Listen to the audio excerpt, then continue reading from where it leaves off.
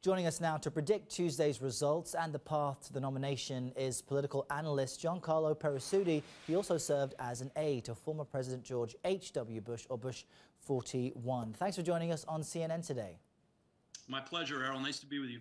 Now, Florida could be the most decisive vote on Tuesday because of its senator, Marco Rubio.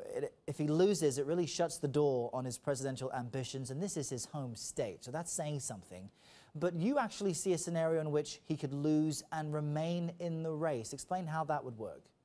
Well, it's not a likely scenario, Errol, and clearly Marco Rubio needs to perform well in Florida, his home state, as you mentioned. However, being that this election, almost more than any other in recent memory, really is all about expectations, I think that if Rubio loses by a slim margin and beats expectations, that he could remain viable as a candidate for the duration of this race, which clearly will be splintered, especially if John Kasich prevails in Ohio tomorrow night, heading right to the convention in Cleveland.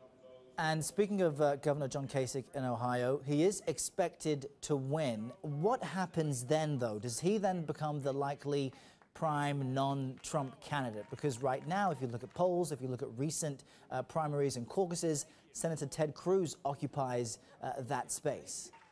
I think if Governor Kasich prevails tomorrow night in his home state of Ohio, he presents the Republicans with another alternative to Trump.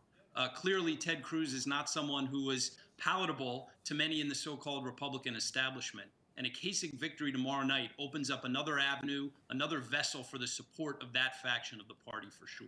But all of the possibilities we're speaking of here point toward a contested convention in which Donald Trump will be denied the nomination. And you have this growing fear that the manner in which Donald Trump revs up his crowds will continue to lead to violence. So how does the Republican establishment somehow send up a viable non-Trump nominee this summer without infuriating Trump supporters more than they are now? Well, with regard to the violence of which you spoke, Errol, the responsibility for that, in my opinion, lies with one man and one man only, and that's Donald Trump.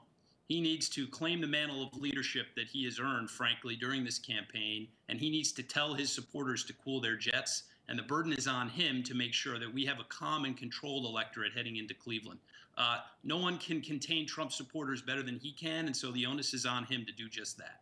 Now, you've been around politics for a long time. What has surprised you the most in the Republican electorate, specifically this election cycle? I think it's the degree to which the so-called establishment misread the sentiment of a large swath of the voters in their party.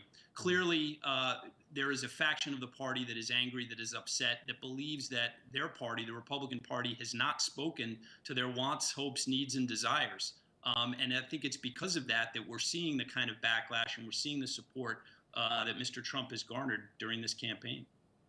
We shall see what happens next. Political analyst Gian-Carlo Peressutti joining us from Ridgefield, Connecticut. Thanks for your time today. Thank you, Errol.